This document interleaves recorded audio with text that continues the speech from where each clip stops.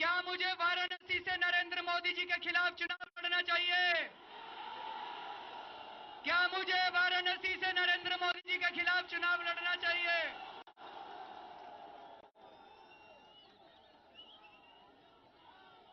मैं ये मैं ये चुनौती स्वीकार करने के लिए तैयार हूं। और इसी ऐलान के साथ ही केजरीवाल ने बीजेपी के पीएम उम्मीदवार नरेंद्र मोदी से दो हाथ करने का फैसला कर लिया। अब काशी के कुरुक्षेत्र में केजरीवाल नरेंद्र मोदी के साथ संघर्ष करेंगे।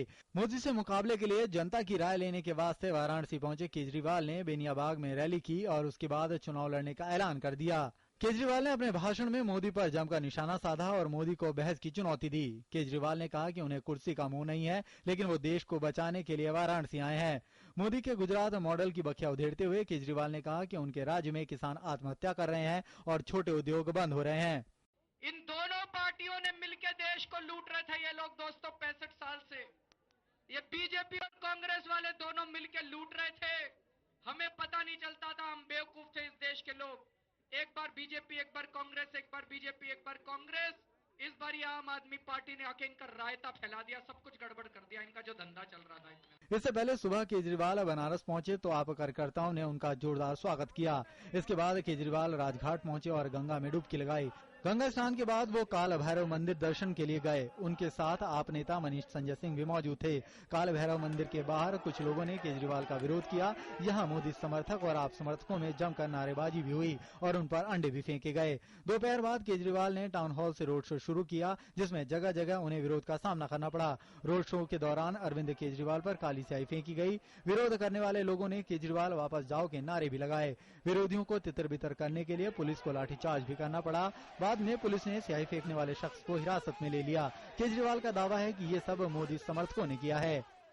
मैं यहाँ पे आया तो मोदी जी के भाड़े के लोगों ने फिर से हमें काले झंडे दिखाए, हमारे ऊपर काली स्याही फेंकी। केजरीवाल ने दिन भर वाराणसी में अपने कार्यक्रम से सुर्खियां बटोरी, लेकिन विरोधियों ने इसे केजरीवाल की नौटंकी करार दिया। केजरीवाल जी कितना त्याग जानते हैं। उन्होंने अन्ना हजारे को क्यों छोड़ा? आज अन्ना हजारे उनको अपवित्र क्यों बोल रहे हैं, जो उन्होंने भगत सिंह की समाधि पर बोला? तो अपने राजनीतिक स्वार्थ के लिए जो अरविंद केजरीवाल अन्ना हजारे को छोड़ सकते हैं, मुख्यमंत्री और प्रधानमंत्री बनने की महत्वाकांक्षा में वो त्याग का पाठ हमें सिखा रहे हैं। हर व्यक्ति इस देश में जनतंत्र में स्वतंत्र है, जो जहां से चाहे चुनाव लड़ सकता है।